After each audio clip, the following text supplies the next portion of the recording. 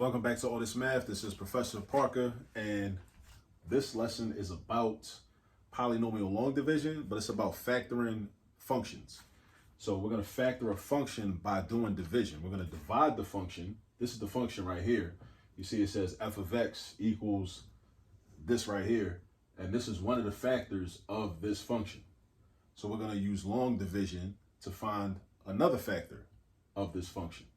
But let's go ahead and just read the instructions. It says a polynomial f, right? This is the polynomial, and a factor. I underlined this in red to let you see that this is the factor. The factor is written in red, right? I try to do some color coordination, right? Of f. This is a factor of f, right? So this is a factor of this, right? This is f, right? And again, this does not mean f times x. This means f of x. You got to know the math language. You got to know the language of math. And the way you learn the language of math is first you have somebody explain it to you, and then you got to practice problems until the language sinks in and it becomes second nature to you. But you got to practice. You can't shortcut that. You can't skip that major step. That's the main step. You got to practice. So this is f of x is equal to 4x cubed plus 8x squared minus 25x minus 50. This is the function. The name of the function is f. It could be G, it could have been A, it could have been R, it could have been any letter of the alphabet, right? F is a name. That's why it says a polynomial f. We call it f. Like I said, it could have been, sometimes you'll see G of x. Sometimes you'll see H of x. Sometimes you'll see A of x or B of x. It could be any letter, all right? Now, we got the polynomial, we got the factor, one of its factors. It's got other factors. We're told to factor the polynomial completely by using long division. By using long division. All right, so we're going to break this down. We're going to do division. We're going to divide this by this. So this is our dividend. This is our divisor. This, again, this is our dividend. This is our divisor. We're going to divide this, and our quotient is going to be another factor of the original polynomial f.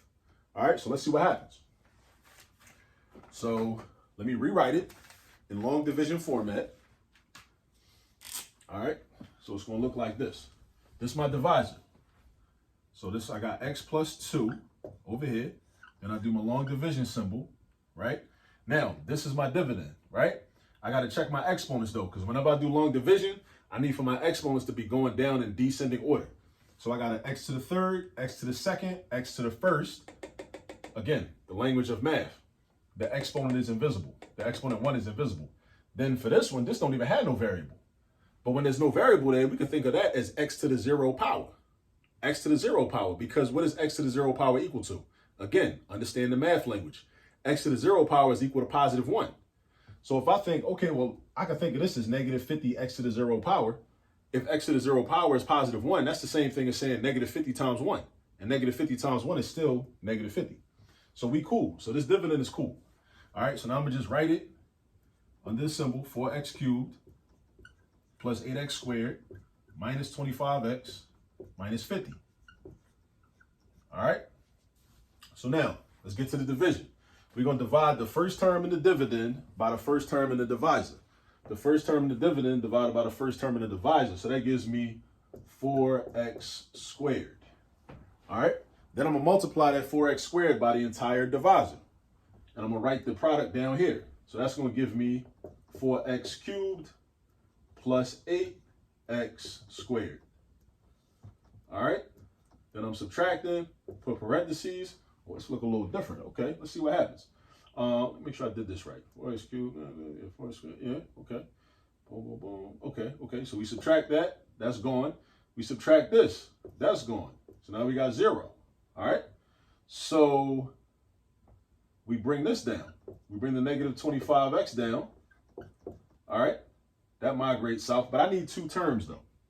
I need 2 terms. So I'm going to bring this minus 50 down also. And essentially, this 0 is irrelevant. This 0 is irrelevant. So I'm not even going to write, I'm going to erase this 0, because this 0 is irrelevant. All right, but I got negative 25x minus 50. All right, now it's time to divide again. So now I got negative 25x divided by x, which is going to be minus 25. All right, so we don't have no x term in our quotient. All right, so I got negative 25x divided by x is negative 25. Now it's time to multiply negative 25 by x plus 2. So that's going to be negative 25x minus 50. So look what's about to happen. I hate when the markers get like this. It's starting to dry out. Put a minus sign. Negative 25x minus a negative is a double negative. That's addition. They cancel out. Then I got negative 50 minus negative 50, which is negative 50 plus 50. Negative 50 plus 50 is 0.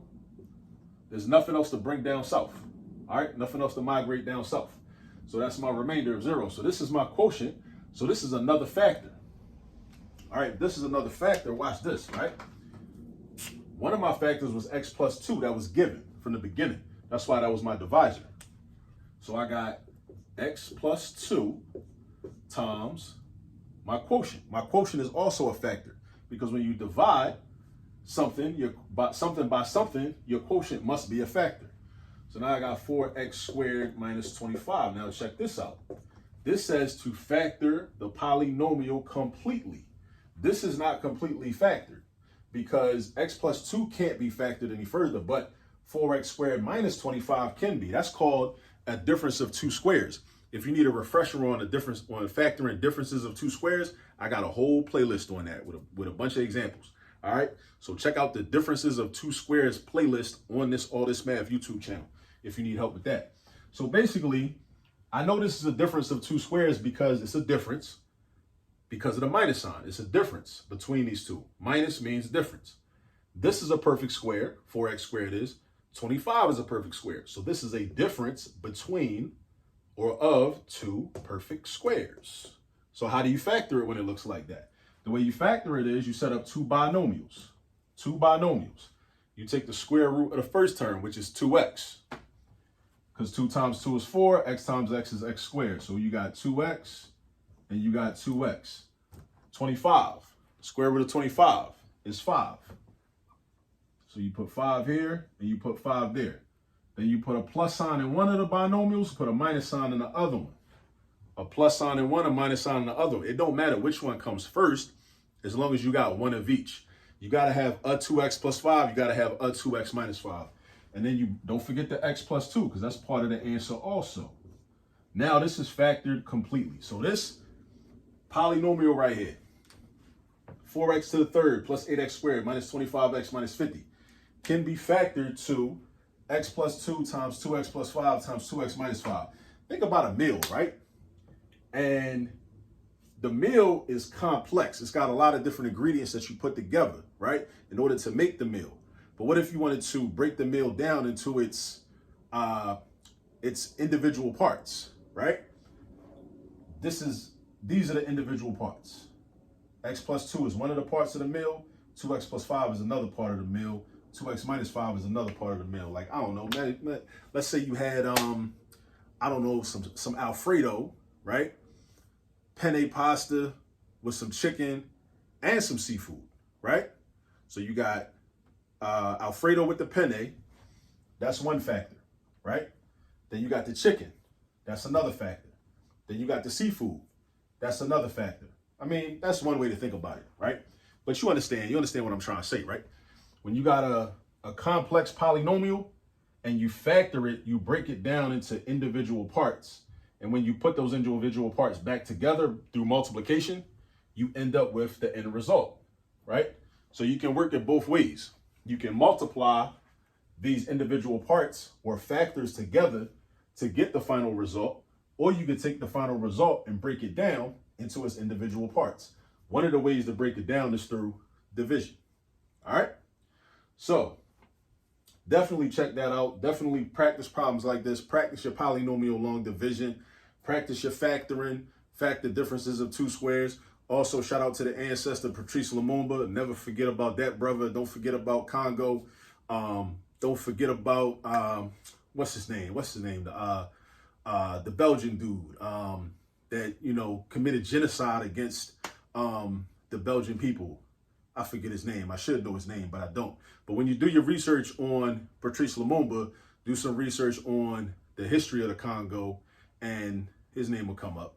It'll definitely come up. All right, but check this out, practice, and I'll see you on the next video. Peace.